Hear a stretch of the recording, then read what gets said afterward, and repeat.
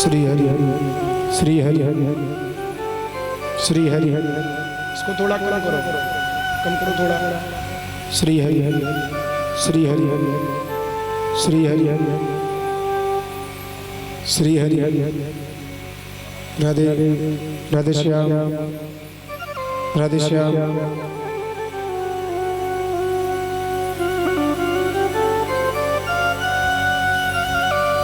बोली वृंदावन बिहारी लाल की जय हो। कल प्रथम दिवस की कथा में सभी भक्तों ने बड़े भाव से कथा को श्रवण किया। शोभा यात्रा बड़ी दूर गई थी, ज्यादा लोग थके हुए थे तो कल कथा हो ही नहीं पाई। क्यों परीक्षित जी? क्योंकि धर्म भी तभी होता है शरीर माध्यम धर्म साधनम। जब तक शरीर सुरक्षित नहीं है तब तक धर्म नहीं हम कर सकते। क्यों? शरीर से ही तो धर्म होता है। शरीर माध्यम खल धर्म साधनम। तो कल हमारा शरीर थोड़ा ज्यादा थका हुआ था,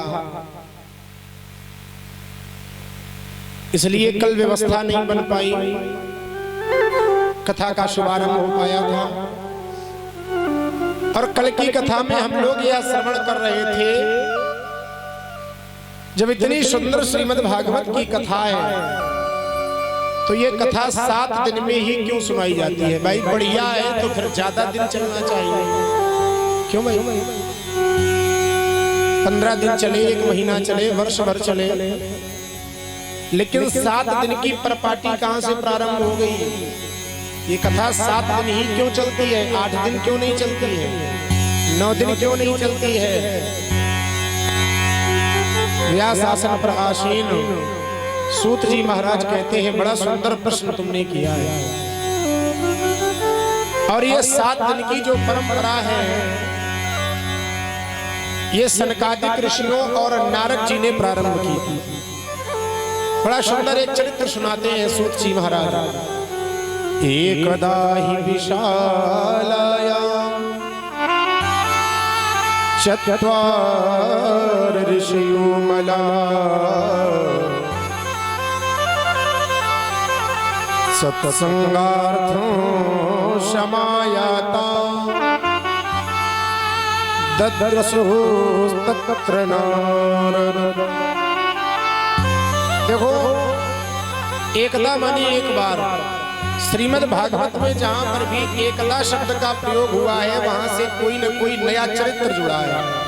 जैसे श्री रामचरितमानस में गोस्वामी बाबा तुलसीदास जी ने जहां पर भी एक बार शब्द का प्रयोग किया, वहां से कोई न कोई एक नई कथा जुड़ी है। कई जगह ऐसा प्रमाण मिलता है। एक बार भूपति माही भय गलानी मोरे सुतना। एक बार भूपति मन माही, राजा दशरथ को मन में ग्लानि हुई कि हमारे कोई पुत्र नहीं है।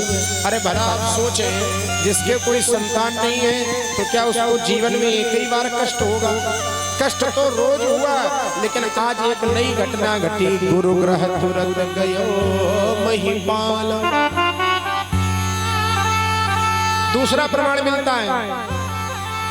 एक बार त्रेता जुग माही शंभु गए को भजरी सिपाही।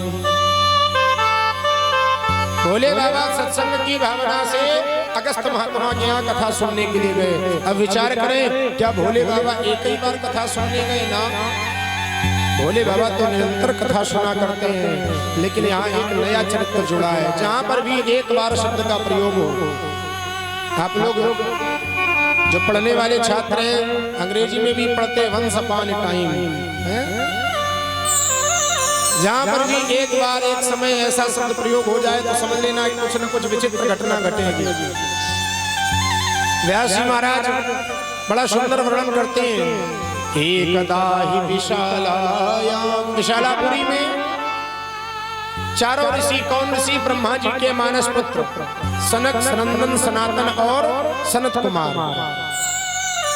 ब्रह्मा जी से वरदान पाकर के रखा है, महाराज हम इतने ही बड़े बड़े रहे 5 वर्ष के, और निरंतर हम सत्संग करते रहे। तो देखो भाई, ध्यान अकेले में हो जाता है, पूजा अकेले बैठ करके कर सकते हो, साधना अकेले बैठ करके कर सकते हो, लेकिन सत्संग अकेले नहीं होता है। होता है सत्संग कब होगा? जब 2, 4, 6 लोग मिलेंगे। तो इसी कामना से चारों ऋषि चले जा रहे थे, भाई कोई संत मिल जाए तो फिर सत्संग हो जाए। अब सत्संग की कामना से सनकादिक ऋषि पधारे। उसी समय उस स्थान पर नारद जी दिखाई पड़ गए। सनकादिक ऋषि बड़े प्रसन्न हुए, वाह भाई, नारद जैसा सत्संगी कहाँ मिलेगा जो निरंतर भगवान के गुण गाया करता है। चलो ऐसे सत्संगी से मिला जाए, और जब सत्संगी से मिलेंगे तो फिर दो चार सत्संग की बातें होंगी, थोड़ा अच्छा लगेगा। अब सनकादिक ऋषि आए तो थे सत्संग की कामना से।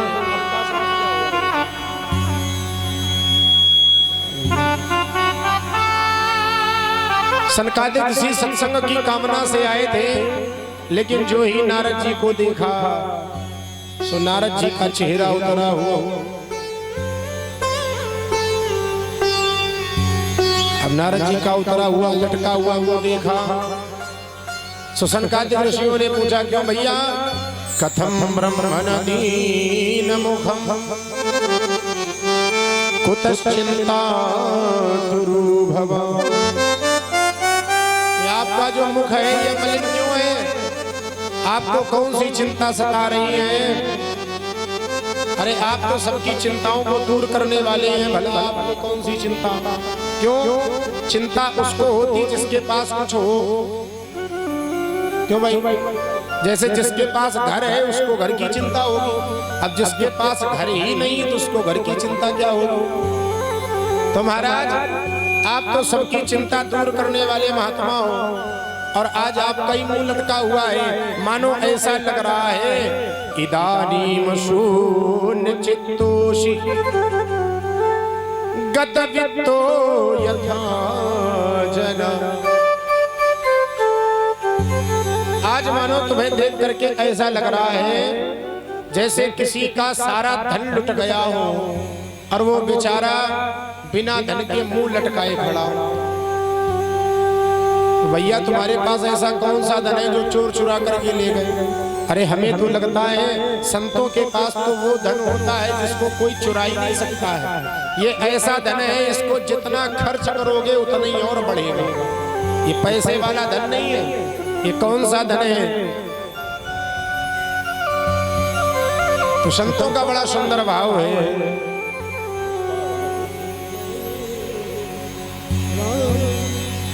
बड़ा ही सुंदर धन है।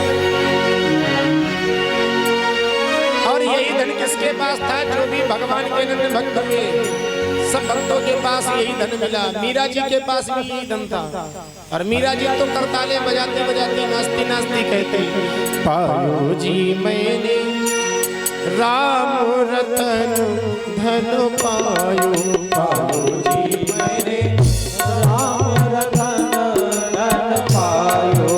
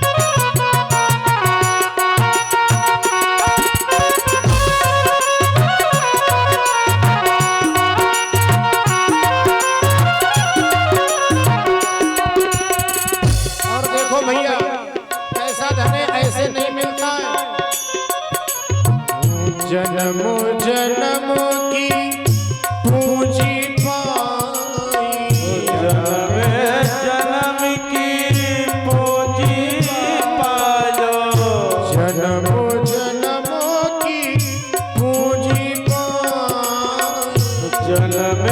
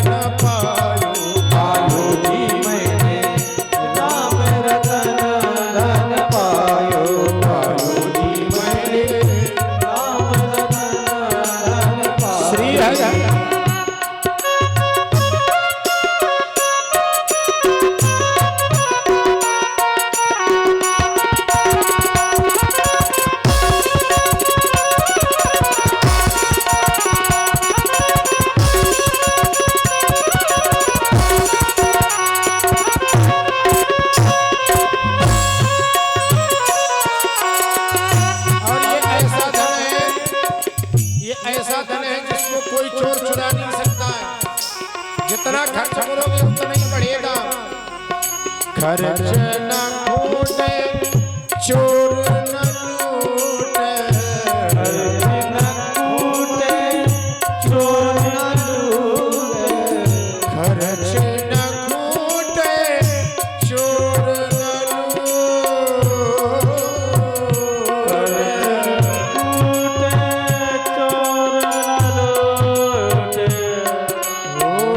दिन दिन बढ़त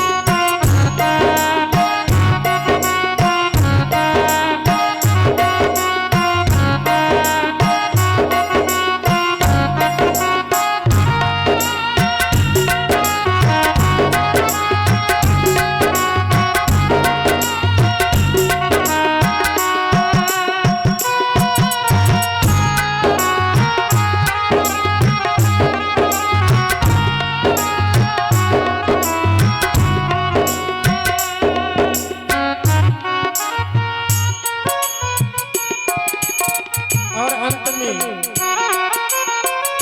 मीरा के प्रभु गिरिधर नागर, मीरा के प्रभु गिरधर नागर, मीरा के प्रभु गिरिधर नागर, मीरा के प्रभु गिरधर नागर, हर्ष हो हर्ष हर्ष जस गायो, हरत हरत जस गायो,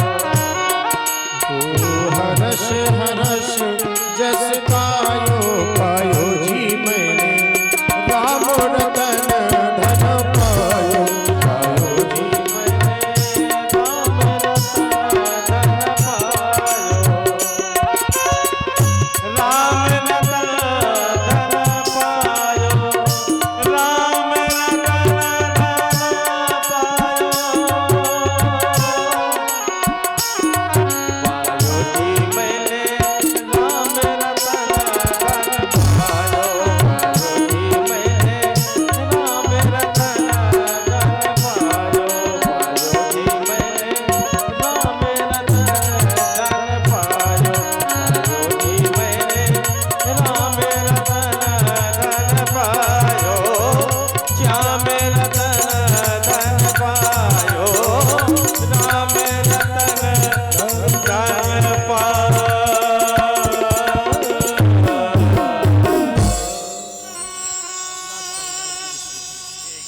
बोलो वृंदावन बिहारी लाल की।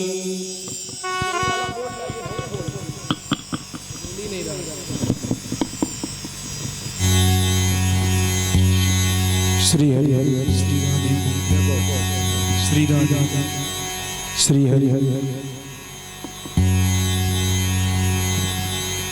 बोलो वृंदावन बिहारी लाल की। अच्छा कथा कहाँ चल रही थी हम तो भूल गए। आसन पे आ जाओ। अब परीक्षित जी हमें ये बताएंगे कथा कहाँ चल रही थी, हम तो भूल गए। अरे खोयो नहीं भाई, राम रतन धन पायो। परीक्षित जी कह रहे राम रतन धन खोयो। बढ़िया बंद कर दो।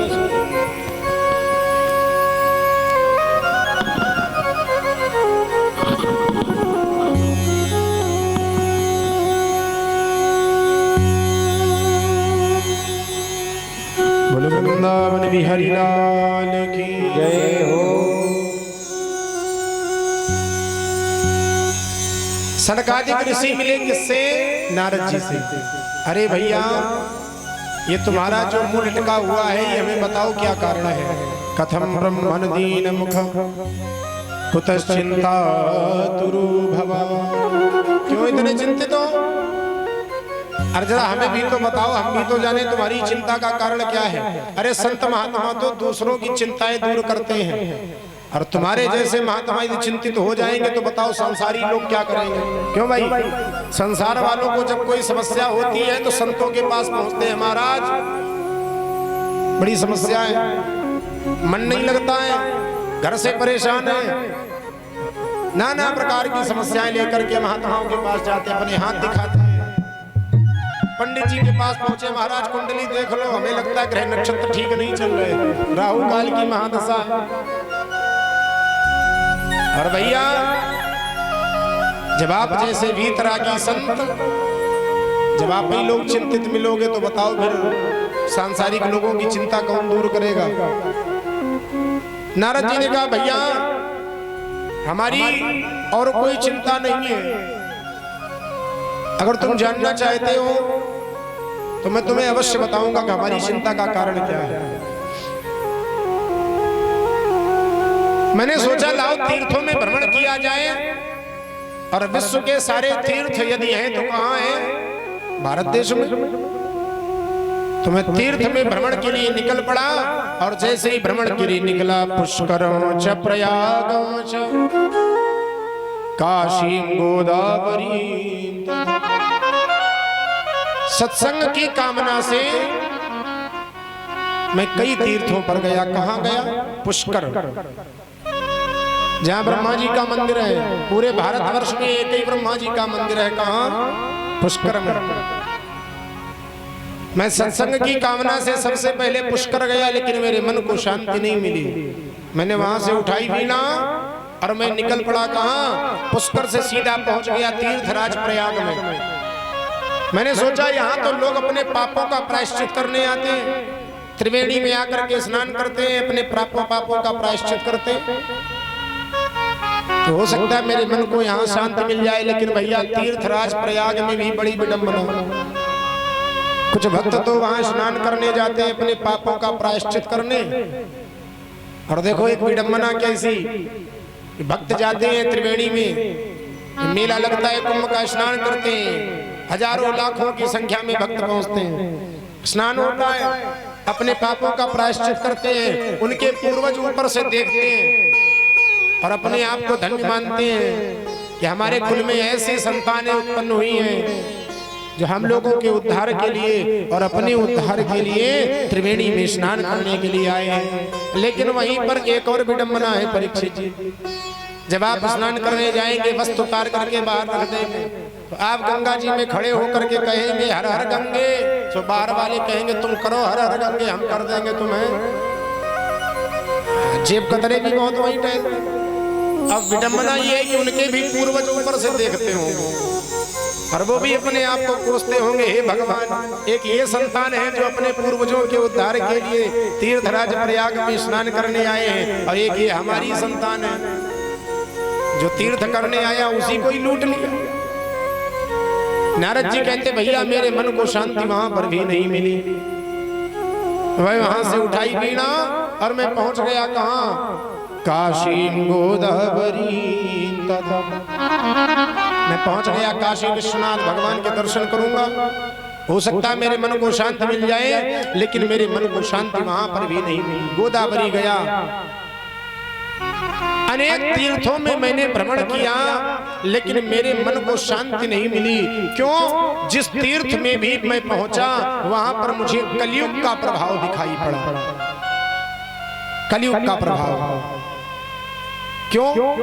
और कलयुग का प्रभाव जब दिखा मुझे, तो मुझे वहां दिखा क्या तीर्थों में? सत्यम नास्ति तपः शौचम। सबसे पहली बात तो ये है, व्यक्ति बात बात में झूठ बोलता है, सत्यता नहीं है। सत्यम नास्ति, सत्यम न अस्ति, न माने नहीं, अस्ति माने है, सत्य नहीं है। सत्यम नास्ति तपः शौचम। तपस्या तो कोई करना ही नहीं चाहता, किसके पास इतना समय है जो बैठ करके भगवान की तपस्या करे? 4 घंटे का समय नहीं मिलता कथा सुनने के लिए। बोलो राधे राधे। तपस्या कौन करे? न सत्यता है, न कोई तप करना चाहता है। सत्यवनास्ति तपः शौचम् दया दानम न विद्यते। उदरम भरिणो जीवा वरा का कूट भाषी। न किसी के अंदर सत्यता है, न कोई तप करना चाहता है, न किसी के अंदर दया की भावना है और न कोई दान करना चाहता है। अब कुछ लोग सोच रहे होंगे महाराज हमने तो बहुत दान कर दिया। परीक्षित जी दान की परिभाषा जानते हो? दान किसे कहते हैं? तो संतों का एक बड़ा सीधा सा भाव है कि दान हम उसको मानते हैं जो हमने किसी को दाहिने हाथ से दिया और बाएं हाथ को भी पता न चला कि हमने इसको दिया है, वो है दान। दान का मतलब ये नहीं है कि दिया थोड़ा और अखबार में निकलवा दिया मैंने करोड़ों की संपत्ति दान कर दी, ये दान नहीं है। मालूम हुआ घूमने के लिए वृंदावन, और वृंदावन में जाकर के सोचा यहाँ के लोगों को गर्मी लगती है, सो लाओ एक पंखा ही दान कर दो। तो धर्मशाला में एक पंखा लगवा दिया। अरे पंखा लगवा दिया वो तो ठीक है, लेकिन पंखा में नाम छपवाने की क्या आवश्यकता है? फलाने की याद में मैंने दान दिया। अब फलाने तो बेचारे चले गए, लेकिन पंखा घूम रहा है। अब पंखे के साथ फलाने भी घूम रहे। ऐसे दान का क्या मतलब? दान का सीधा सा मतलब है जो हम दाहिने हाथ से दान करें, बाएं हाथ को भी पता न चले। बोलो राधे राधे। न किसी के अंदर दया की भावना है, न कोई दान करना चाहता है। बस व्यक्ति केवल एक उपाय करता है, उदरम भरिणो जीवा, हमारा पेट जैसे भर जाए। ये कलयुग की स्थिति है।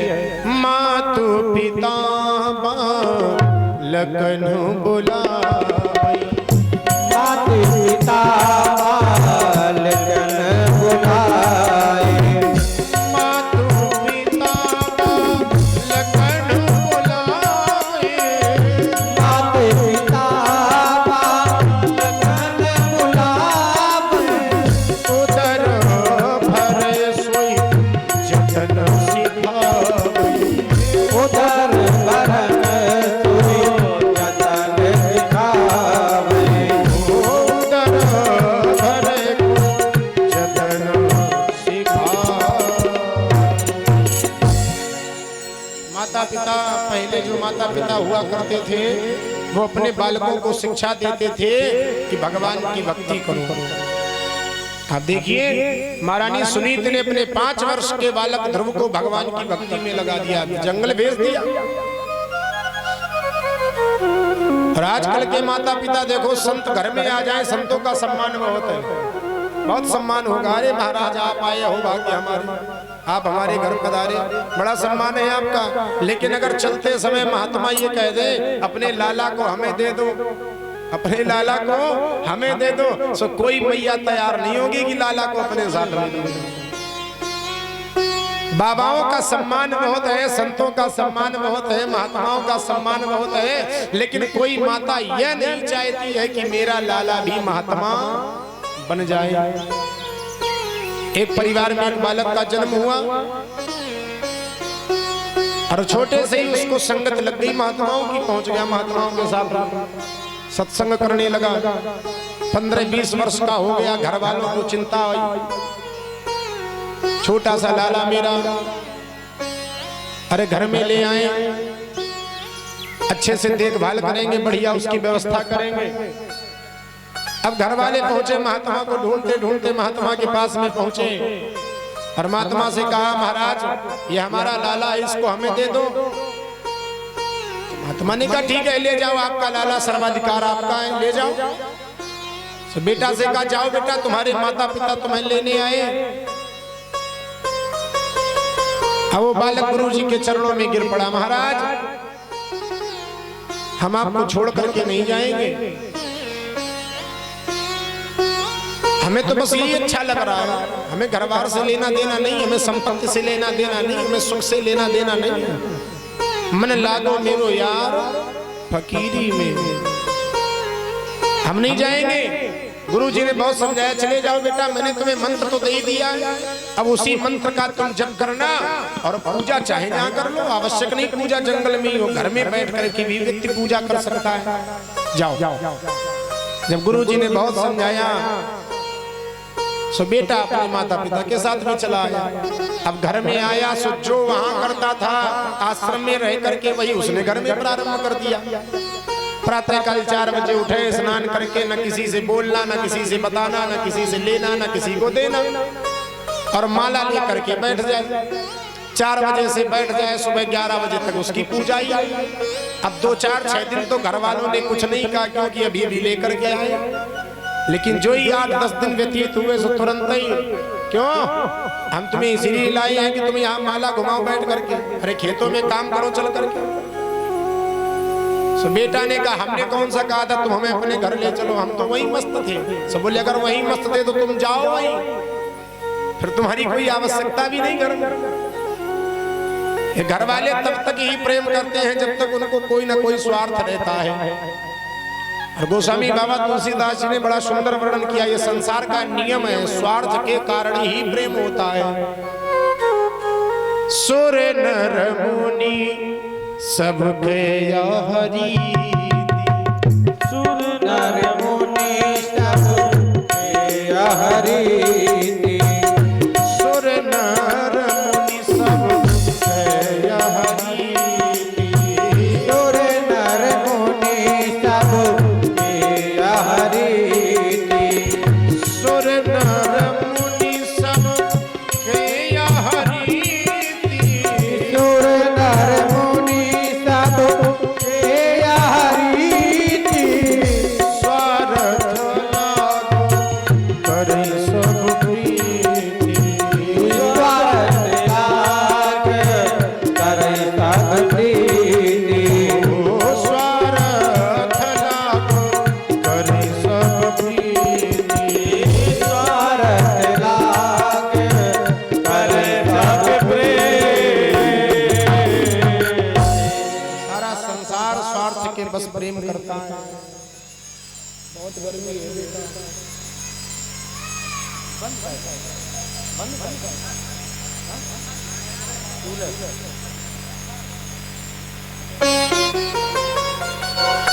बोली वृंदावन बिहारी लाल की जय हो, श्रीमद् भागवत महापुराण की जय हो। ऐसी अव्यवस्था हो जाती है। परीक्षित बताओ कथा कहाँ चल रही है, हम तो बोल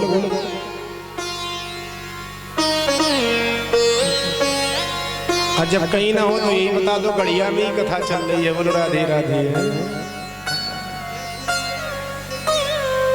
बोलो वृंदावन बिहारी लाल की जय हो। नारद जी कहते भैया मैंने कई जगह पर भ्रमण किया लेकिन मेरे मन को शांति नहीं मिली। मैंने सोचा लाओ संतों के पास चला जाए, और जब संतों के पास चलेंगे सत्संग होगा। थोड़ा सा डालो, जब संतों के पास चलेंगे तो संतों के पास चल करके जब सत्संग होगा तो कुछ मेरे मन को शांति मिलेगी। लेकिन भैया कलयुग के जितने संत मिले वो कैसे मिले? पाखंड निरतः संतो विरक्ता सपरिग्रह। जितने संत मिले वो सब पाखंडी मिले। पाखंड जानते हो क्या होता है? पापस्य खंडा सा पाखंडा। पाप का ही एक खंड है पाखंड। कलयुग के जितने संत मिले वो सब संत पाखंडी मिले। अच्छा, एक बड़ी विडंबना है कि जो वास्तव में संत हैं तो लोग उनसे कहते हैं अरे बड़े पाखंडी हैं, और जो वास्तव में पाखंड बनाए घूम रहे हैं बस वही पहुंचे हुए सिद्ध महात्मा हैं। बोलो राधे राधे। ये कलयुग की विडंबना है। जो वास्तव में संत हैं उनको कोई संत नहीं मानता है, उनको सब पाखंडी मानते हैं। और जो पाखंड बना करके घूमते हैं उनके पीछे पीछे लोग घूमते, अरे भैया बड़े पहुंचे हुए महात्मा हैं, बड़े सिद्ध संत हैं। नारद जी कहते भैया जितने संत मिले मुझे वो सब पाखंडी मिले। जितने सन्यासी मिले वो सब कैसे मिले? मालूम हुआ, मैंने पूछा, किसी स्थान से होकर के निकला और जो इस स्थान से होकर के निकला, मैंने पूछा भैया ये आश्रम किसका है? बोले आश्रम त्यागी बाबा का है। अब बताओ नाम क्या है? त्यागी बाबा।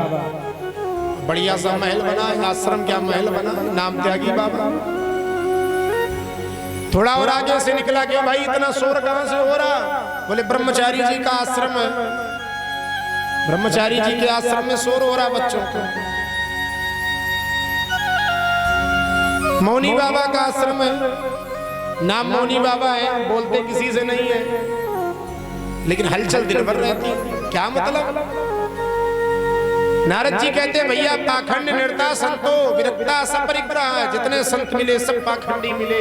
अरे कहां तक कहें, मुझे कहीं पर भी मेरे मन को शांति नहीं मिली। मैंने सोचा लाओ हमारे सनातन धर्म में 4 आश्रम हैं, ब्रह्मचर्य, गृहस्थ, वानप्रस्थ और संन्यास। और इन चारों में सबसे श्रेष्ठ गृहस्थ आश्रम को ही माना गया है, क्योंकि बाकी तीनों गृहस्थ आश्रम पे ही निर्भर है। जब ब्रह्मचर्य में होता है तब भी गृहस्थ वाला ही पालन पोषण करता है, बालक का पालन पोषण गृहस्थ वाले ही तो करते हैं।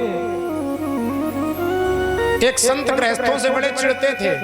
अरे बोले महाराज गृहस्थी बड़ी बुरी है, हमने इसीलिए विवाह नहीं किया। तो हमने कहा महात्मन आपने विवाह किया नहीं कि आपका विवाह हुआ नहीं? ईमानदारी से बताओ। जब होता नहीं तो लोग यही कहते मैंने विवाह किया ही नहीं। भैया चलाओ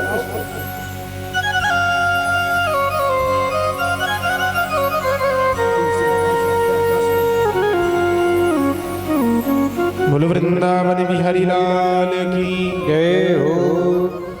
जय जय राधा रमण हरि बोल, जय जय राधा रमण हरि बोल, जय जय राधा रमण हरि बोल, जय जय राधा रमण हरि बोल, जय जय राधा रमण हरि बोल, जय जय राधा रमण हरि बोल, जय जय राधा रमण हरि बोल, जय जय राधा रमण हरि बोल, हरि बोल हरि बोल हरि बोल, हरि बोल हरि बोल हरि बोल, हरि बोल हरि बोल हरि बोल, हरि बोल हरि बोल हरि बोल। भाव से गाइए हरि बोल हरि बोल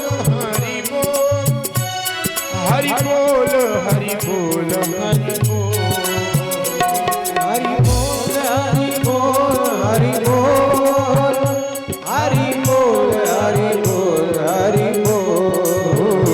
जय जय राधा हो राधा, जय जय राधा हो राधा, जय जय राधा रमण हरि बोल, हरि बोल जय जय राधा रमण हरि बोल, जय जय राधा रमण हरि बोल, जय जय राधा रमण हरि बोल। तालियों की सेवा करते भाव से राधे।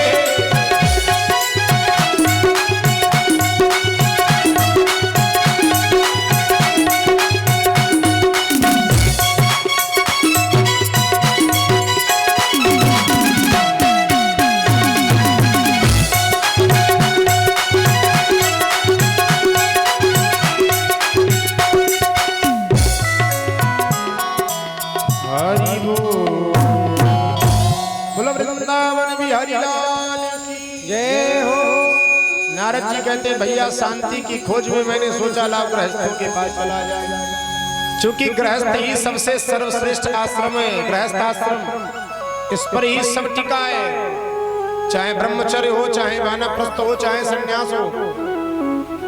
एक संत महात्मा थे, गृहस्थों से बड़ा चिढ़ते थे। अरे बोले क्या है गृहस्थी में, सब बेकार है।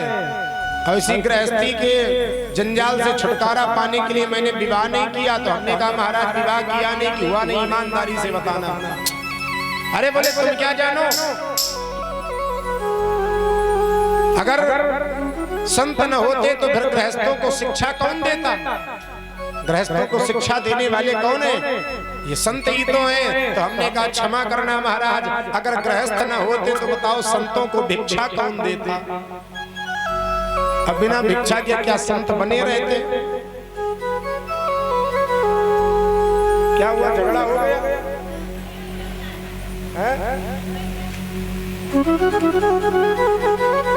अरे भाई 7 दिन प्रेम से रहो है। अभी कल तो कह रहे थे हमारा झगड़ा होते नहीं है, तो आज ही व्यवस्था बिगड़ गई। तो आप भी इधर बैठ जाओ। अच्छा आप यही रहो, पाला खींच लिया है। बोले वृंदावन बिहारी लाल की। महाराज नारद जी कहते जब मैं गृहस्थों के पास में जाकर के पहुंचा तो मैंने क्या देखा? तरुणी प्रभुता गे श्याल को बुद्धिदायका।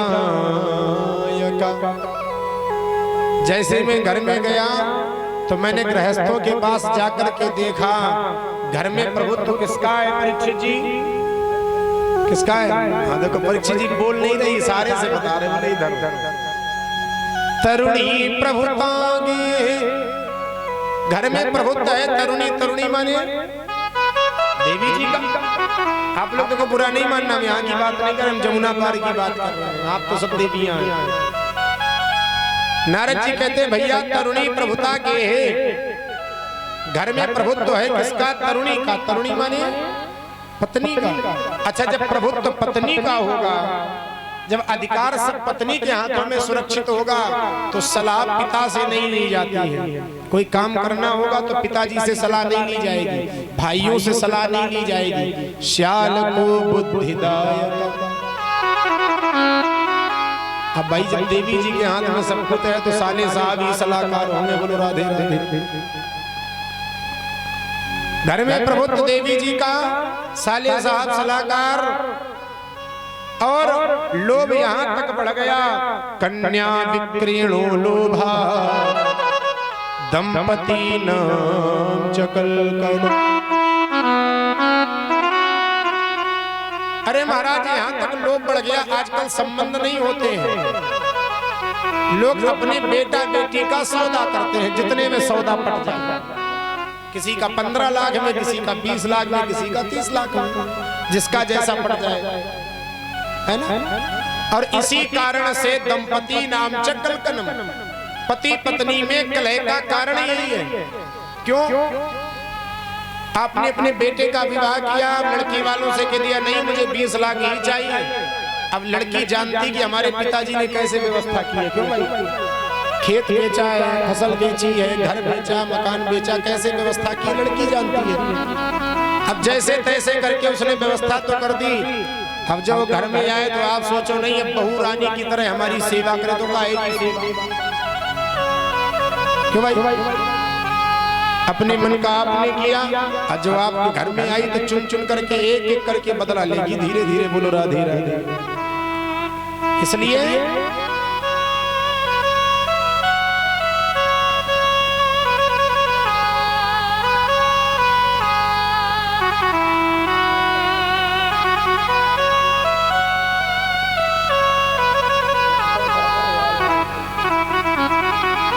बोली वृंदावन बिहारी लाल की।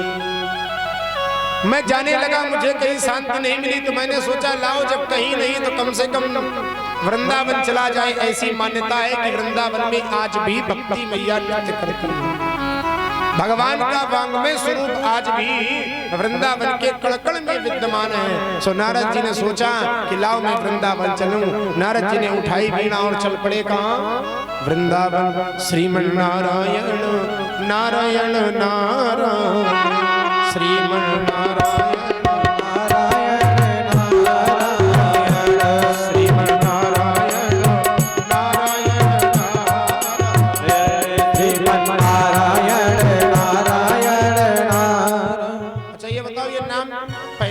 सुना कि नहीं?